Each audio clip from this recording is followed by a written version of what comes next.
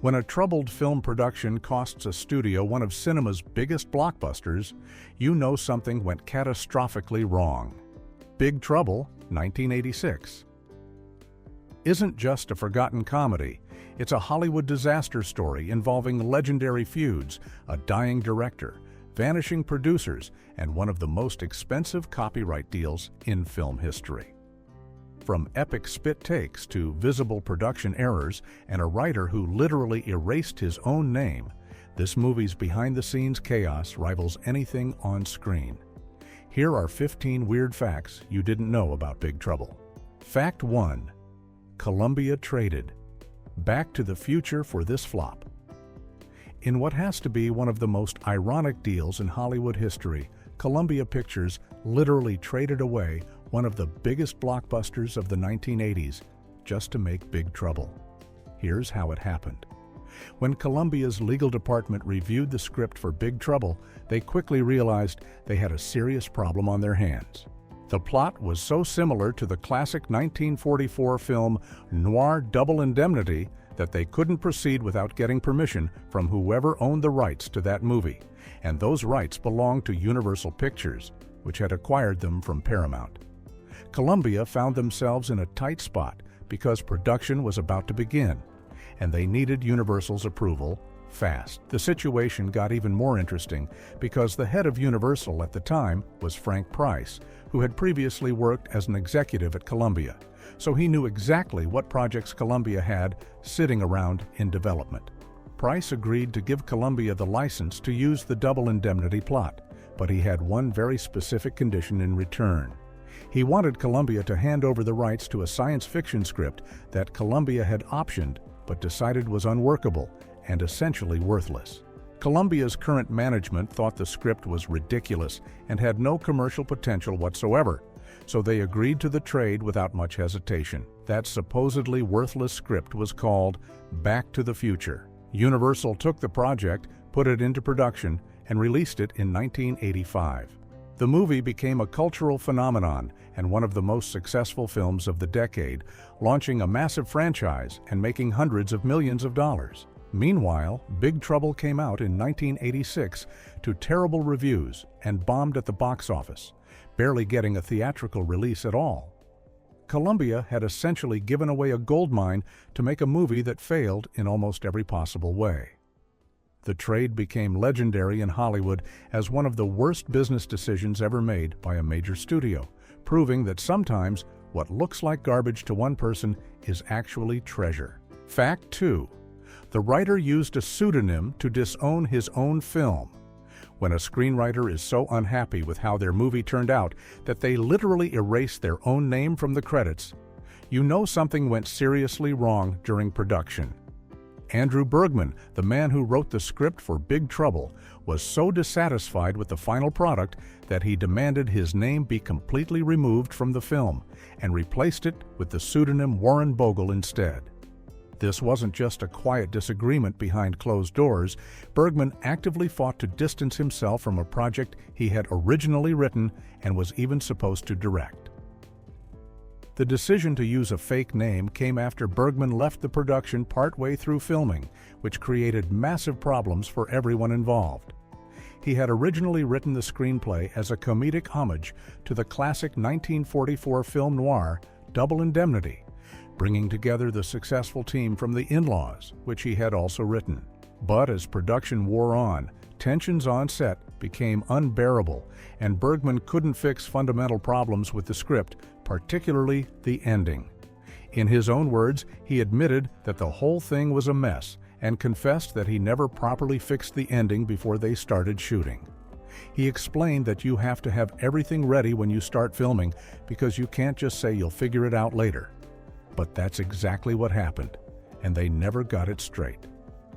The name Warren Bogle itself has an almost deliberately old-fashioned quality to it, sounding like it could have been plucked from a 1930s Hollywood screenplay or a character in some forgotten noir picture. Whether Bergman chose it as an inside joke or simply wanted something that sounded appropriately anonymous isn't entirely clear, but the pseudonym became a permanent marker of his disappointment. Even his longtime producing partner, Mike Lobell, took his name off the film as well, though Lobell didn't bother creating a fake name. He simply vanished from the credits entirely. The whole situation left Big Trouble with the extremely rare distinction of being a major studio film with absolutely no producer credit whatsoever, which is almost unheard of in Hollywood. Fact 3. It has no producer credit whatsoever. Big Trouble holds one of the rarest distinctions in Hollywood history as a major studio film with absolutely no producer credit of any kind. When you watch the opening or closing credits of this 1986 comedy, you won't find a single person listed as producer, executive producer, co-producer, or any variation of that crucial role. For a Columbia Pictures release with a significant budget and major stars like Peter Falk and Alan Arkin, this absence is practically unheard of and speaks volumes about just how chaotic the production became. The reason for this unusual situation stems directly from the film's troubled behind-the-scenes drama. Andrew Bergman, who wrote the screenplay, was originally slated to both write and direct the movie while also serving in a producing capacity. His longtime producing partner, Mike Lobell, was also attached to the project in an official producer role. However, as tensions on set became increasingly unbearable during filming, Bergman made the decision to quit the movie approximately halfway through production. When he left, Lobell departed as well, and both men requested that their names be completely removed from the final film. Bergman successfully arranged to have his writing credit changed to the pseudonym Warren Bogle, a fake name that allowed him to distance himself from the project while still receiving payment for his screenplay work. Lobell, on the other hand, simply had his name stripped from the credits entirely without taking any pseudonym or replacement credit. This left the film in the extraordinary position of having no one willing to claim responsibility for overseeing its production from start to finish. The absence of any producer credit became a visible symbol of just how disastrous the production had become, with key creative personnel literally abandoning ship and refusing to have their professional reputations attached to the final product. It remains a cautionary tale about what happens when a film completely falls apart during production, leaving behind a credit roll that tells its own story of Hollywood chaos and creative collapse. Fact 4. The director quit. Halfway through filming Big Trouble didn't just have one director, it had two. And the transition between them happened in the middle of production under some pretty chaotic circumstances. Andrew Bergman, who wrote the screenplay, was originally supposed to direct the film as well, and he actually started shooting it in April of 1984. Bergman had a strong track record with comedy, having written successful films like Blazing Saddles and The In-Laws, so Columbia Pictures had confidence in him, taking on both the writing and directing duties for this Double Indemnity parody. But things went wrong fast. According to people who worked on the set, tensions became unbearable just a few weeks into filming. Bergman was juggling too many responsibilities at once, trying to handle the screenplay, directing, and producing all at the same time, and the pressure became overwhelming. The studio and Bergman clashed over creative decisions, and the stress of managing everything proved to be too much. After shooting about a third of the movie, Bergman walked off the set and quit the production entirely. One crew member who auditioned when Bergman was still directing recalled that several weeks passed before they actually worked on the film, and by that time, Bergman had already been replaced. With the production in crisis and a significant amount of footage already shot, the studio needed someone to step in immediately and finish the job. That's when Peter Falk, one of the film's stars, reached out to his longtime friend John Cassavetes. Falk and Cassavetes had known each other for decades, going back to their actors' studio days, and had worked together on multiple projects. Cassavetes was reluctant to take on the assignment because he typically only directed films from his own scripts, and he had no creative ownership of Big Trouble. But as a favor to his friend, Cassavetes agreed to come aboard and direct the remainder of the film, trying to salvage what he could from an already troubled production. Fact 5. Cassavetes called it the aptly titled Big Trouble. John Cassavetes, the legendary independent filmmaker who pioneered American indie cinema with masterpieces like A Woman Under the Influence and Faces, had a very public falling out with Big Trouble, and he made sure everyone knew exactly how he felt about it. The director sarcastically referred to the film as the aptly titled Big Trouble, a cutting remark that perfectly captured his disdain for the entire production and what it represented in his career. Cassavetes only took on the project as a favor to his longtime friend and collaborator Peter Falk, after the original director Andrew Bergman walked off set partway through filming. Unlike his other films, which Cassavetes wrote himself and maintained complete creative control over, Big Trouble was a studio comedy that he inherited mid-production with a script he had no hand in creating. From the very beginning, the experience was a nightmare for the fiercely independent director who had spent his entire career fighting against Hollywood's studio system. The studio executives at Columbia Pictures constantly vetoed Cassavetes' creative decisions throughout the production, overruling his choices and forcing him to shoot scenes in ways he disagreed with. But the real betrayal came in post-production, when the studio took the film into the editing room and cut it together in a manner that Cassavetes found completely unacceptable. He felt that the final version bore little resemblance to what he had tried to create on set, and the studio's heavy-handed editing destroyed whatever potential the film might have had. For a director who had revolutionized filmmaking by self-financing his movies to maintain artistic freedom, being forced to watch studio executives dismantle his work was the ultimate humiliation. Cassavetes made no effort to hide his contempt for the finished product, openly disparaging it in interviews and making it clear that he considered Big Trouble a complete disaster. The film stands as a bitter reminder of what happens when a visionary independent filmmaker is forced to work within a system that values commercial formula over artistic integrity. Fact 6. It was Cassavetes' tragic final film, Big Trouble, holds the unfortunate distinction of being the final film directed by John Cassavetes, one of the most influential figures in American independent cinema. Cassavetes passed away on February 3, 1989, just 3 years after the film's release at the age of 59. The cause of death was complications from cirrhosis of the liver, the result of years of heavy alcohol consumption that had taken a devastating toll on his health. What makes this particularly tragic is that Cassavetes was already facing serious health problems during the production of Big Trouble.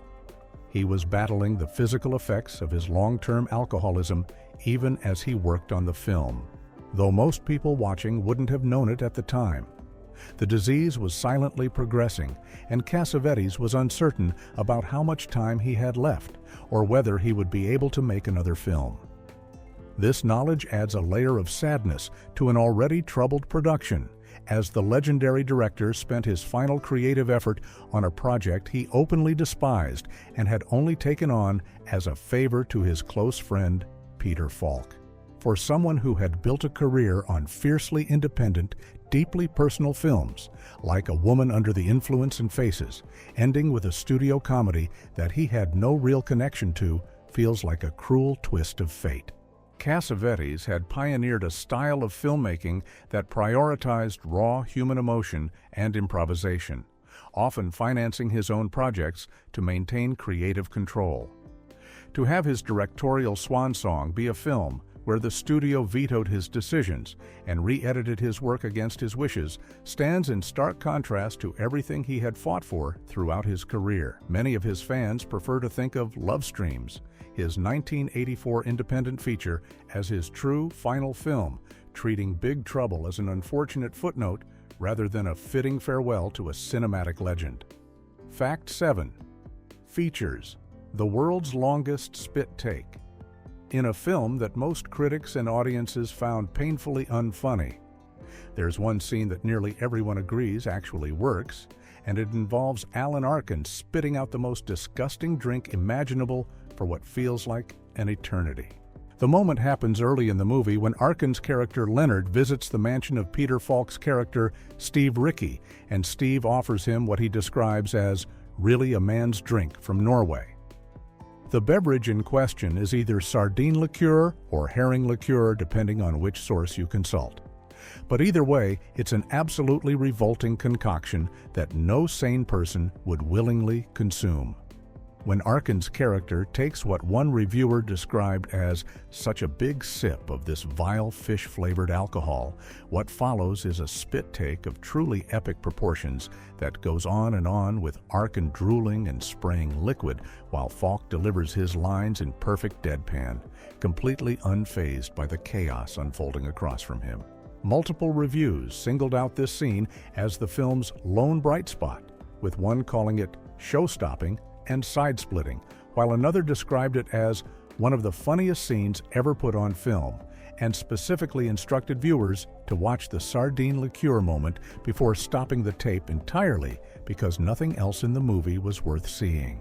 The extended nature of the spit take is what makes it so memorable, as Arkin doesn't just do a quick spray and move on, but commits fully to an elaborate, drawn-out physical comedy bit that reportedly had at least one viewer laughing so hard I had to stop the tape to recover. The contrast between Arkin's increasingly desperate struggle to expel the terrible liquid and Falk's stone-faced delivery creates a dynamic that actually captures some of the magic their pairing had achieved in their previous film The In-Laws 7 years earlier, making this bizarre fish liqueur scene a strange oasis of genuine comedy in an otherwise troubled production. Fact 8. One viewer saw Alan Arkin breaking character. One of the most memorable moments in Big Trouble happens early in the film when Alan Arkin's character Leonard visits the mansion of Peter Falk's character Steve Ricky and gets offered what Falk describes as a real man's drink from Norway. The beverage in question is an exotic Norwegian sardine or herring liqueur that sounds absolutely vile, and Arkin's character makes the fatal mistake of taking not just a sip, but a huge gulp of the stuff. What follows is what multiple reviewers have called the world's longest spit take, with Arkin spraying and drooling the liquid for what feels like an eternity, while Falk maintains his signature deadpan expression in the background. It's genuinely one of the funniest moments in the entire movie, and for many viewers, it stands out as the only scene that really works. But here's where it gets interesting. At least one viewer who watched the film at the Museum of Modern Art reported seeing something unusual during this scene. According to their account, Alan Arkin appeared to actually be cracking up and breaking character while he was drool-spitting the whiskey, suggesting that what made it into the final cut might have captured a genuine moment where the actor couldn't keep it together. This observation raises fascinating questions about whether the extended nature of the spit take was fully scripted, or if Arkin simply couldn't stop himself from laughing at the absurdity of the moment. Given that director John Cassavetes was known for encouraging improvisation on set, and even threw out the script entirely for some scenes, it's entirely possible that this moment evolved organically during filming.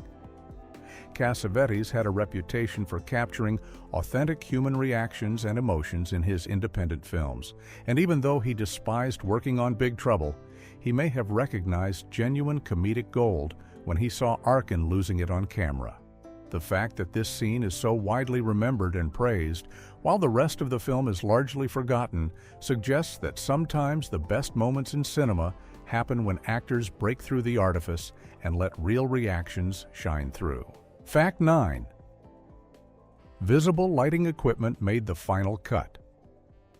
When you watch Big Trouble today, you might notice something that professional filmmakers usually work very hard to avoid: actual production equipment sitting right there in plain view during one of the movie's scenes.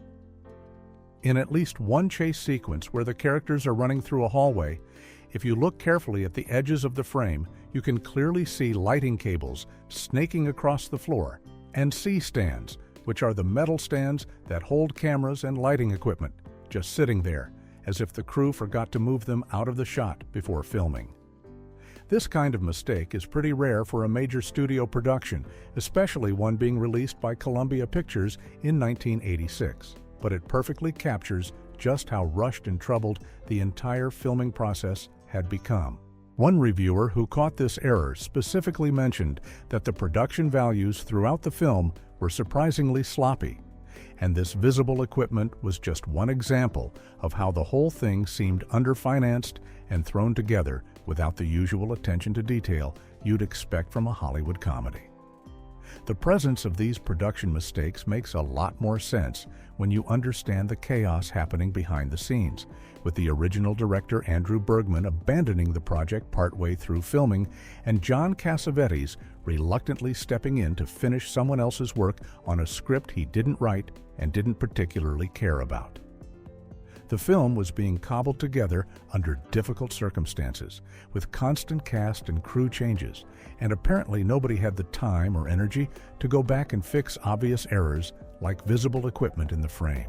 For viewers who spotted these mistakes, it became just another sign that Big Trouble was a production that had gone completely off the rails.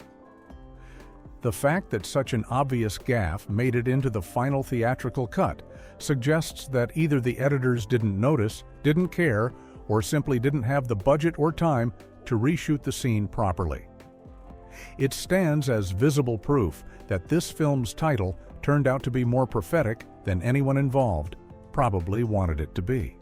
Fact 10. Cassavetes encouraged improvisation. Over script.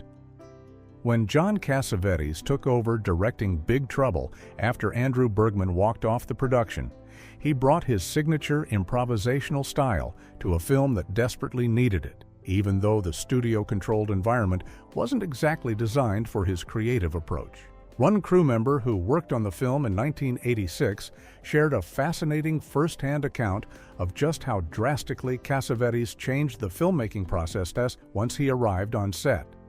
This crew member, who played a hardware store clerk in a scene that was ultimately cut from the final film, auditioned when Bergman was still directing but didn't actually work until several weeks later when Cassavetes had already replaced him. By the time he showed up for filming, everything had changed.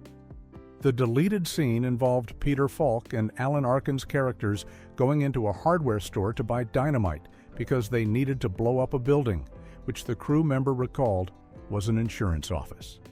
Instead of sticking to whatever script pages existed for this scene, Cassavetes did something that would have horrified most Hollywood directors working on a studio comedy. The crew member reported that the script was pretty much thrown out the window, and they spent the scene improvising most of the dialogue on the spot. The result was a bizarre and absurd exchange where Falk's character had to explain to the hardware store clerk why exactly he needed to purchase dynamite, and the explanation he came up with was that it was needed for a luau. According to the crew member's recollection, Falk improvised an elaborate story about how his wife makes a suckling pig that will knock your eye out, explaining that first, you baste it with clarified butter, which Arkin's character chimed in to confirm, and then you blast the shit out of it with dynamite. When the hardware store clerk apologetically explained that the store didn't actually carry dynamite, they ended up selling the characters 100 pounds of charcoal briquettes instead. The scene was apparently funny, but audiences will never see it because it ended up on the cutting room floor, which was probably the fate of many improvised moments that Cassavetes created during his attempt to salvage this troubled production. Fact 11. Claims of an uncredited Samuel L. Jackson cameo.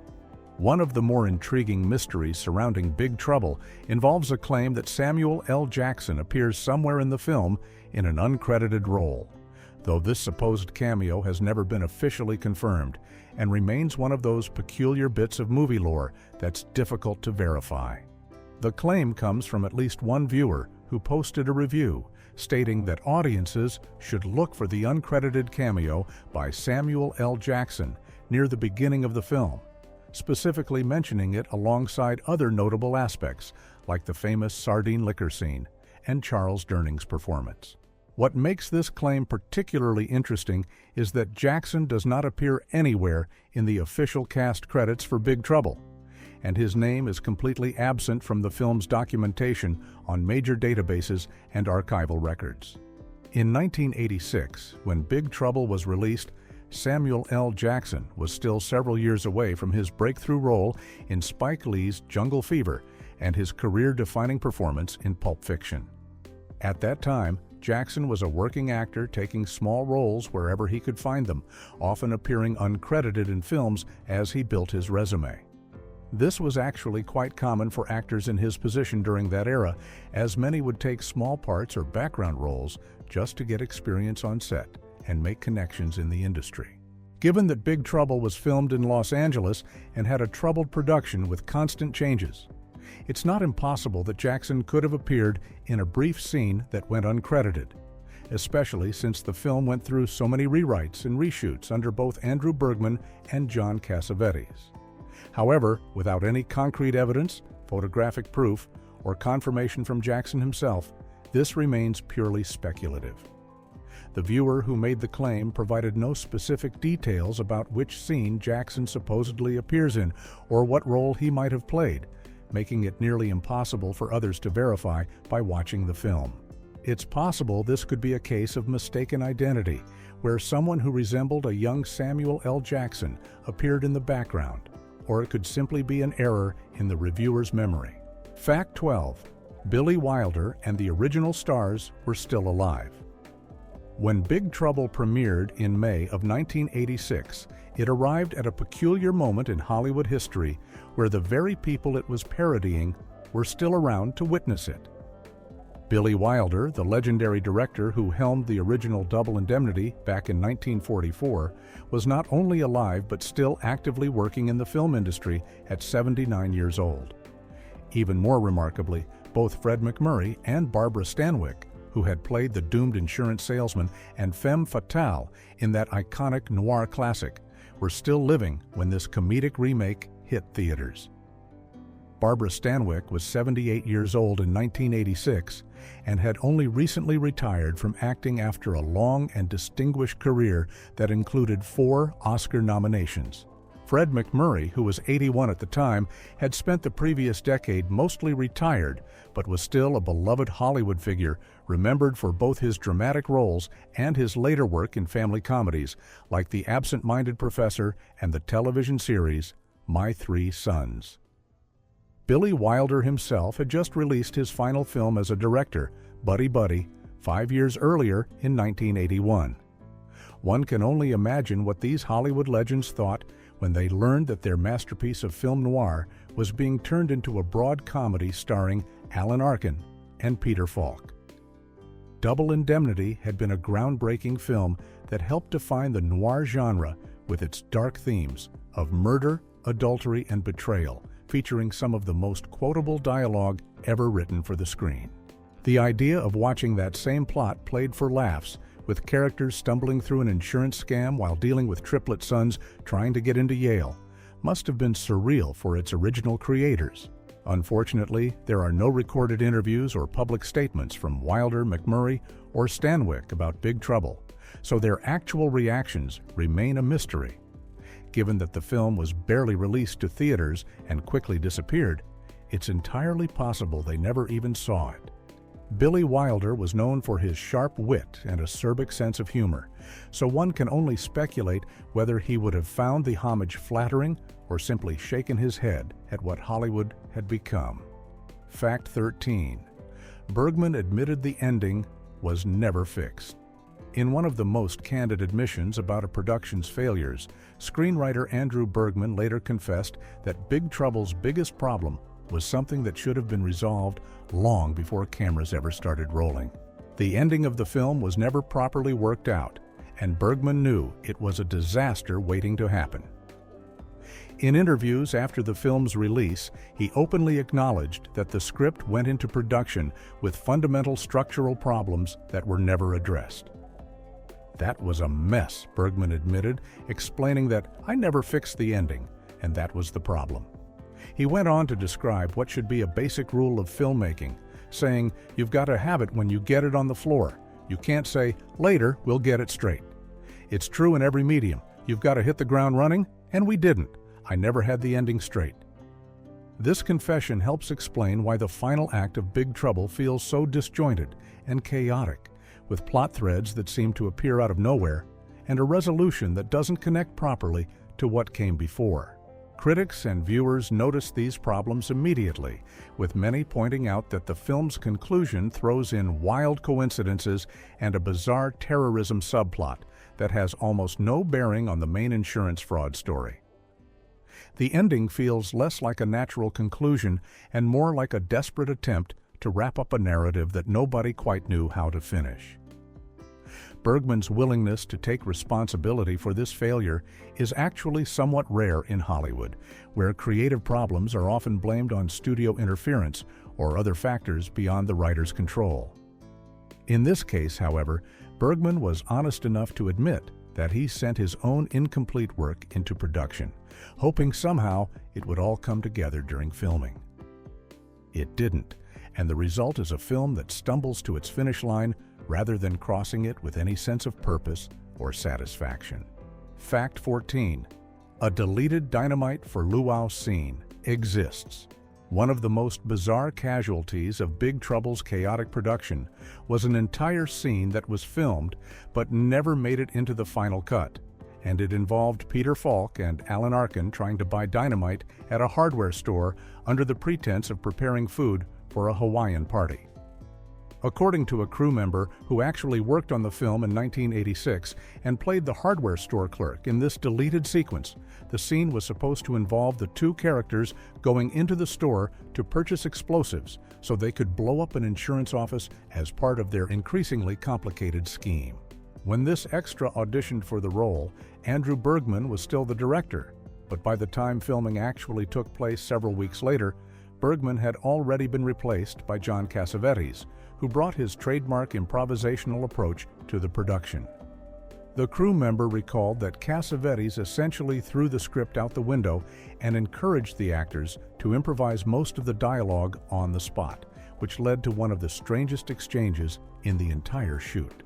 In the scene, Peter Falk's character had to explain to the hardware store clerk why he needed dynamite, and rather than sticking to any logical cover story, Falk claimed the explosives were necessary for cooking a suckling pig at a luau. The improvised dialogue apparently went something like this.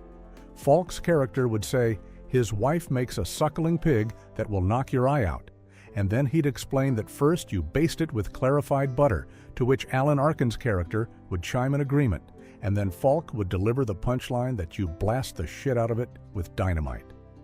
When the clerk apologizes that the hardware store doesn't actually carry dynamite, the scene ends with the characters settling for 100 pounds of charcoal briquettes instead. The crew member who shared this story noted that the scene was genuinely funny during filming, but it ultimately ended up on the cutting room floor, and viewers would likely never see it, which seems fitting for a production where so much went wrong behind the scenes. Fact 15. The film was barely released to theaters.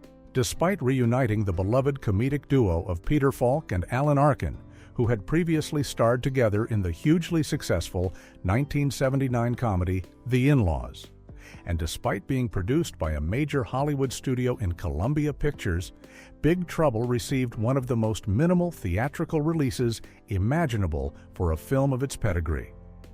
The movie essentially arrived in theaters with almost no fanfare and disappeared just as quickly, becoming what many consider one of the most spectacular commercial failures of the 1980s.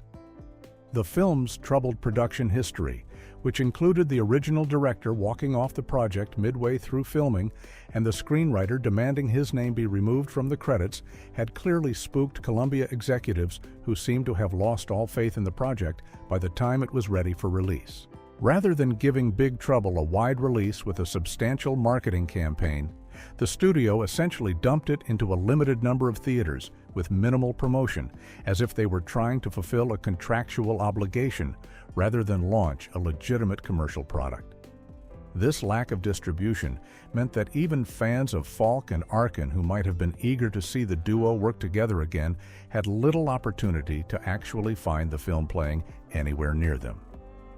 The movie came and went so quickly that many people who were aware of its existence in 1986 assumed it had gone straight to video rather than receiving any kind of theatrical run at all. The critical reception matched the studio's apparent lack of confidence, with the film eventually earning a dismal 14% rating on Rotten Tomatoes based on the few reviews it actually received. This made it not only a commercial disaster, but also one of the most poorly reviewed films in director John Cassavetes' entire career. A particularly sad distinction given that it would be his final film before his death 3 years later. The combination of minimal distribution, poor reviews, and the film's troubled production ensured that Big Trouble would be remembered more for what it cost Columbia Pictures, namely the rights to Back to the Future, than for anything that actually appeared on screen.